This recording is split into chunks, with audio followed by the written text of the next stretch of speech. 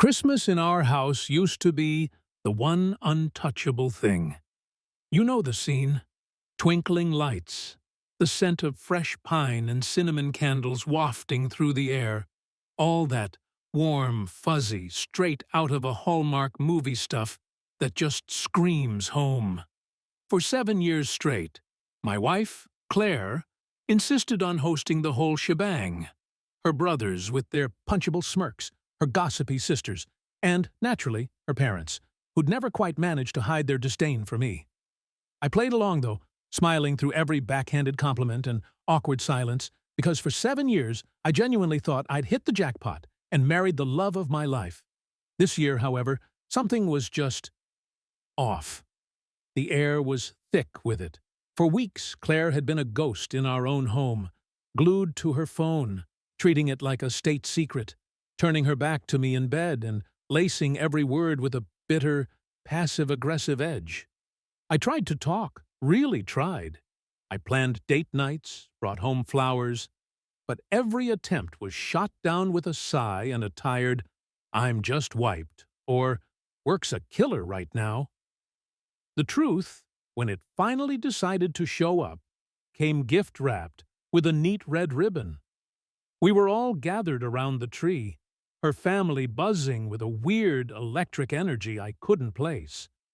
I did my part, handing out thoughtful gifts I'd spent months picking out. And in return, I got the predictable haul of socks and sweaters that screamed, "I forgot about you until yesterday." Then, Claire stood up. She cleared her throat with the kind of dramatic flair reserved for a stage play and handed me a single crisp envelope. Suddenly, every eye was on me. The whole family leaned in, practically vibrating with anticipation, like they were watching the finale of some trashy reality show. "Merry Christmas, Brad," she said, her smile so sweet it was poisonous.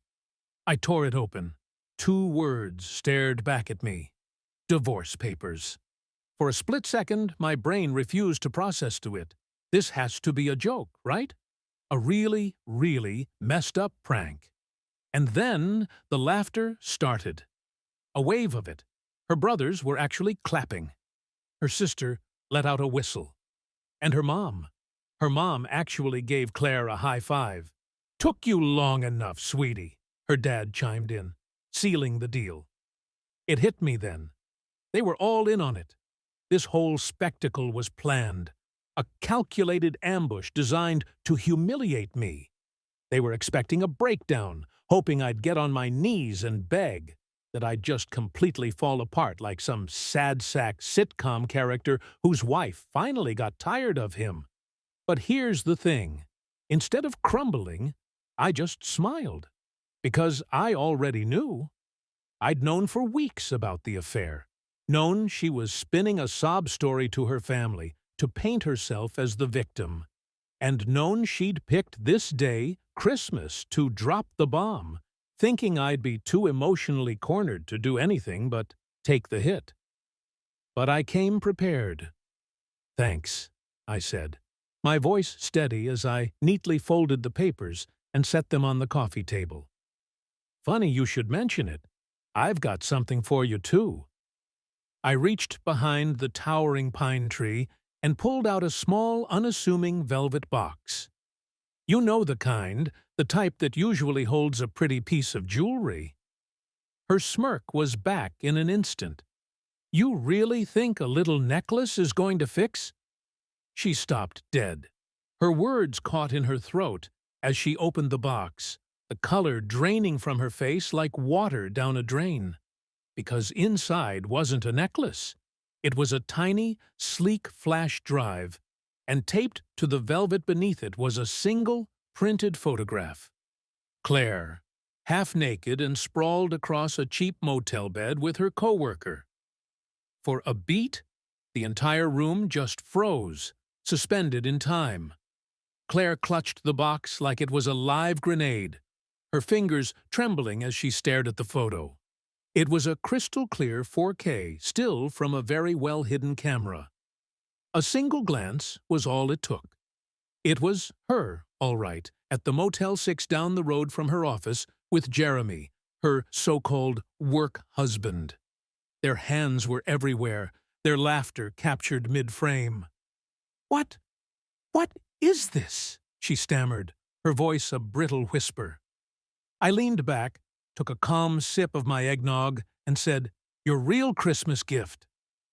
Her brother, Matt, ever the genius, snorted, "Nice Photoshop job, dude."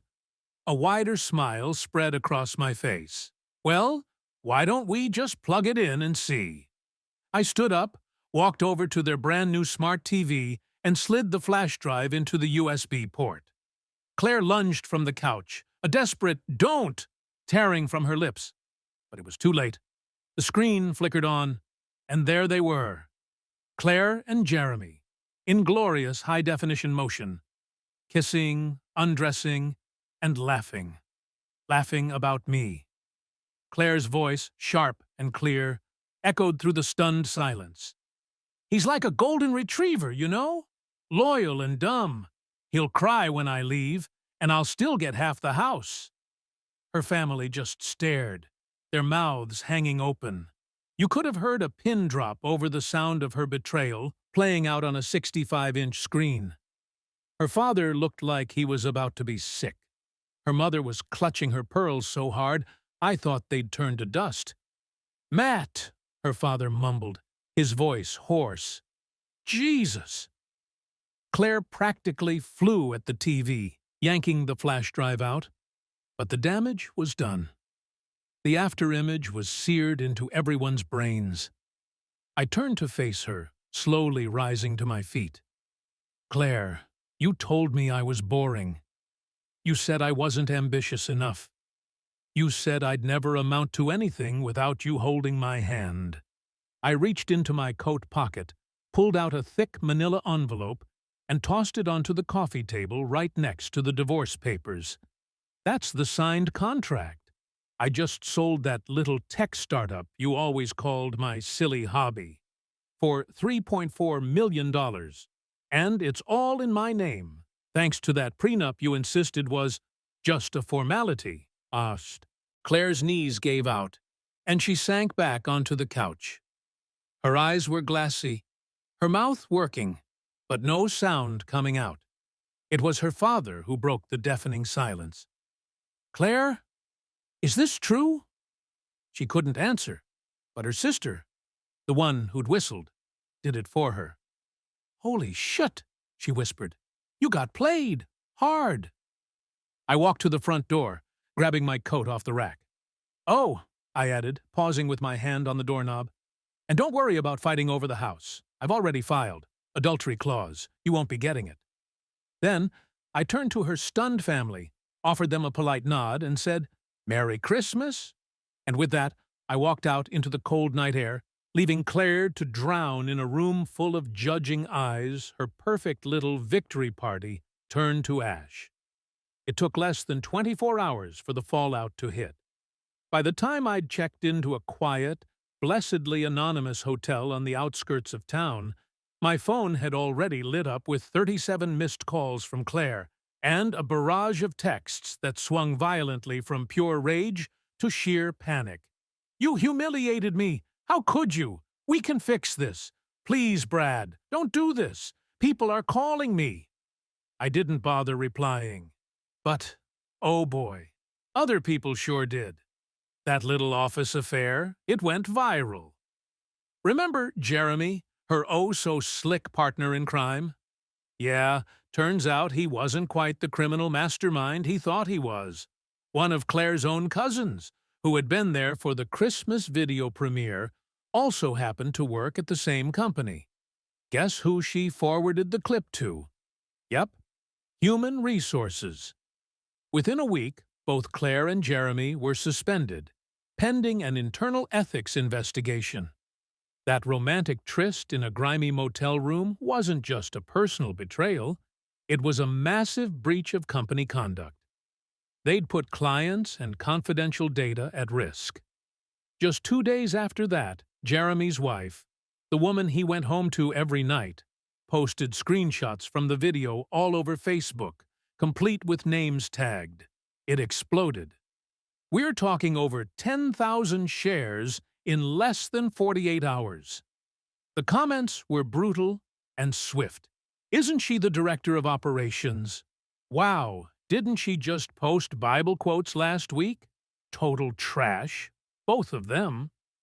By the end of the week, the company had fired them both. Publicly, no quiet resignation, no wishing them the best in their future endeavors. Just boom, career's gone, and that was just her professional life. Her personal world crumbled even faster. Her father stopped speaking to her entirely. Her mother actually texted me an apology. Even her sister, the cheerleader for my public humiliation, sent me a private message. "I'm so sorry. We had no idea. She lied to all of us." Claire was left completely stranded. The very people who had laughed and cheered alongside her just days ago were now acting like they barely knew her. As for Jeremy, he vanished. Poof! Blocked her on everything, changed his number, and, I heard, moved out of state with his wife, who had apparently given him an ultimatum: therapy and a fresh start somewhere else, or she'd make sure their kids knew exactly what kind of man their father was. He chose survival.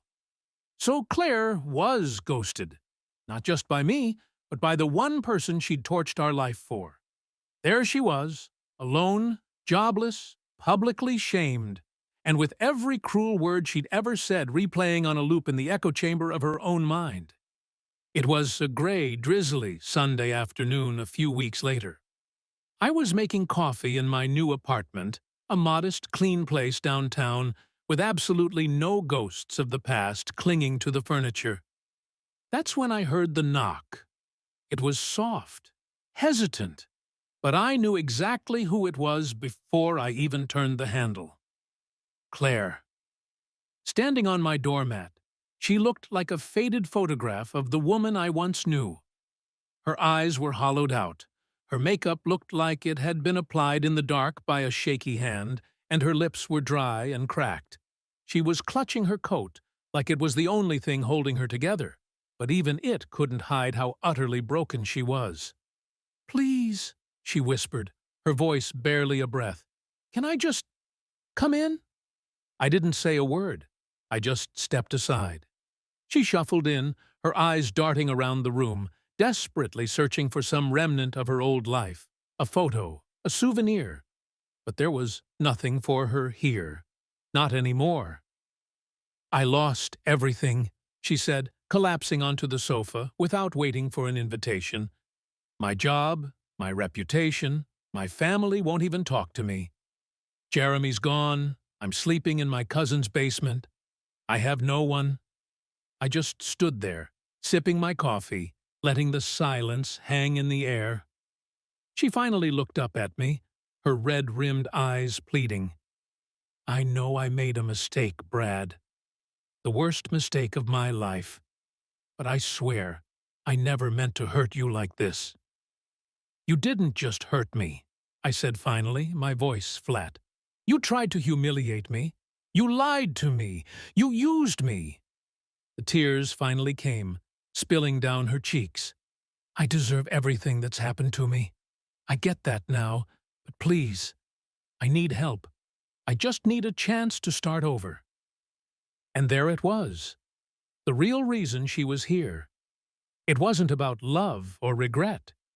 It was a business transaction. She was out of options, and she thought I, the loyal golden retriever, would be her lifeline. But she was talking to the wrong guy.